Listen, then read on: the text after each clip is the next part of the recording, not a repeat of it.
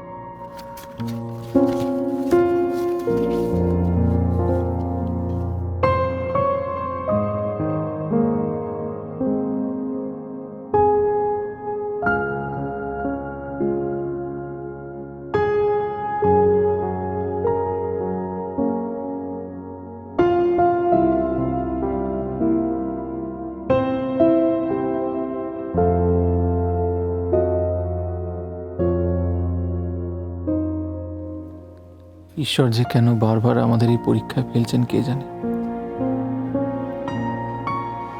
কেন উনি আমাদের বাঁচলেন বলতো এই কঠিন পরীক্ষার জন্য? আর কতবার যে পরীক্ষা দিতে হবে কে জানে। আর বেড়ে উঠছি না, প্রতিমা।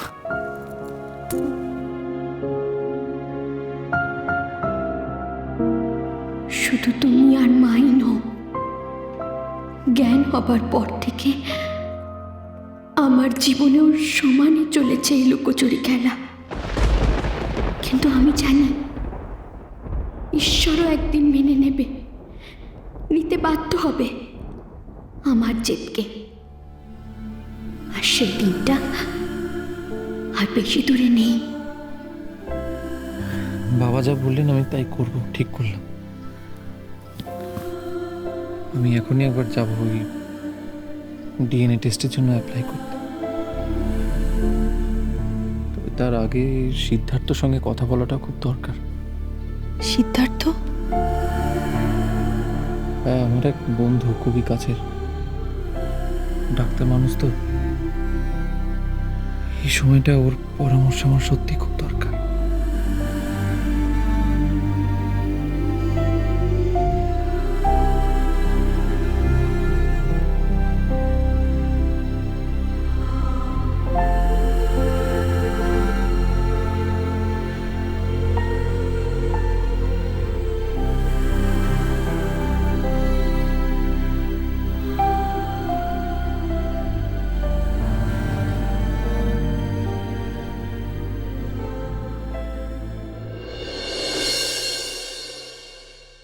তুমি কি পাগল হয়ে গেছো?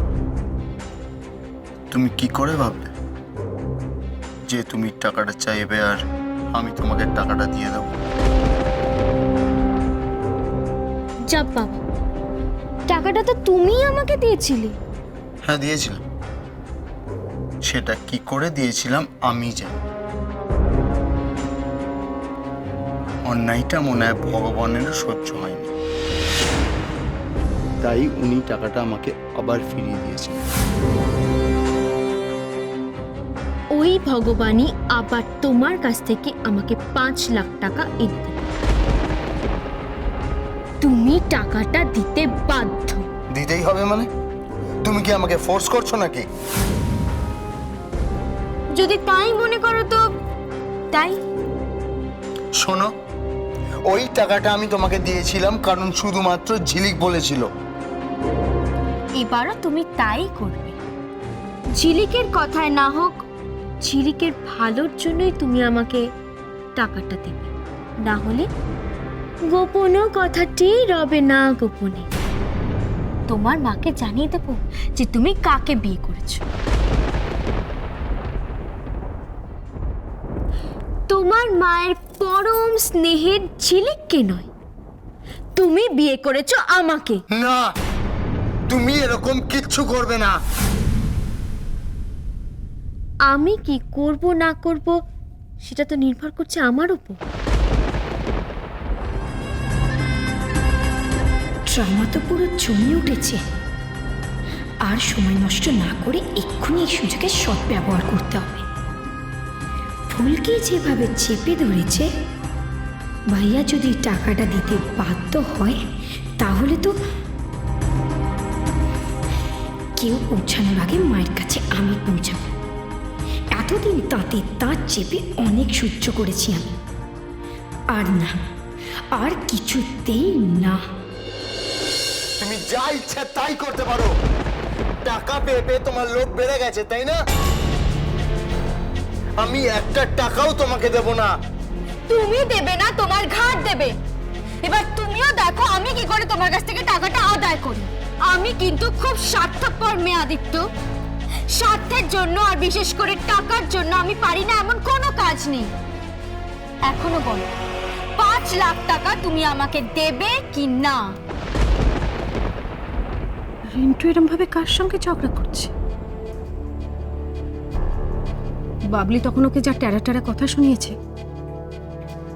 নিঘাত বাবলির সঙ্গে ঝগড়া করছে। মা, না, তুমি এরকম কি রে? কিচ্ছু করবে না। আমি কি করব না করব তুই এখানে তাহলে রিন্টু কার সাথে ঝগড়া করছে? কি জানি, বুঝতে পারছি না তো। আমি তো ভাবলাম ভাইয়ার সঙ্গে তোমারই কিছু হয়েছে, তাই তো ছুটে এলাম। এরকম ভাবে চিৎকার করছে। আজকাল যে এই বাড়িতে কি হচ্ছে না আমি কিছু বুঝতে পারছি না। যা হবার নয় তাই হচ্ছে মা। আমি বেশ বুঝতে পারছি এই বাড়িতে বেশ কিছু কিছু ঘটনা ঘটছে যেটা আমাকে জানানো হচ্ছে না, আমাকে উল্টো বোঝানো হচ্ছে। আমি তো চোখে দেখতে পাই না, সবাই সেটা সুযোগ নিচ্ছে। সবাই বলো না মা, আমি অন্তত নিজের চোখে যা দেখি বুঝি তোমায় পুরোটাই বোঝানোর চেষ্টা করি। কিন্তু তুমি তো নিজের মেয়ের থেকে অন্য লোককে বেশি বিশ্বাস করো। কি করো না? বাবলি, তুই ঝগড়া করার জন্য আমার ঘরে এলি? কি বলতে চাইছিস কি তুই? আমি যেটা বলতে চাই সেটা নিজের মুখে বললে খুব কাঁচা হয়ে যাবে মা। তুমি নিজের কানে শুনবে চলো। কি হলো? চুপ করে আছিস কেন? ও ঘরে খুব জোরে ঝগড়া লেগেছে মা। চলো গিয়ে দেখে আসি কার সঙ্গে ভাইয়ার ঝগড়া লাগলো, তারপর নয় তোমার সঙ্গে এসে কথা বলবো। অবশ্য তখন তোমার যদি শোনার মতন মুড থাকে তো। চল তো, এটা যে কি করে না।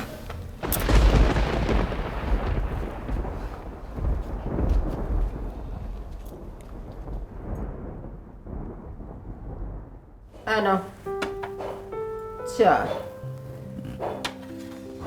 চা খাও, আমার আবার ওদিকে অনেক কাজ পড়ে আছে। মা, বড় খোকা এলি? কেমন আছো মা? ভালো। বাবার মুখে খবরটা পেয়েই আমি চলে এলাম। আমরা একটা ট্রিপে গিয়েছিলাম, কালই ফিরেছি। ও আচ্ছা, দেখি এসো থাক থাক থাক, ঠিক আছে। ভালো আছো মা? ও বাবা, আপনি কি টেস্টের ব্যাপারে কারোর সঙ্গে কনসাল্ট করেছেন? হ্যাঁ, আমার এক বন্ধু আছে জাজ, এখনো রিটায়ার করেনি, আমার ঠিক কিছুটা জুনিয়র। তার সঙ্গে ফোনে কথা বলেছি, মানে সেও আমার সঙ্গে একমত। খুব ভালো হয়েছে বাবা, এই বেশ ভালো ব্যবস্থা হয়েছে, একটা মোক্ষম ব্যবস্থা হয়েছে।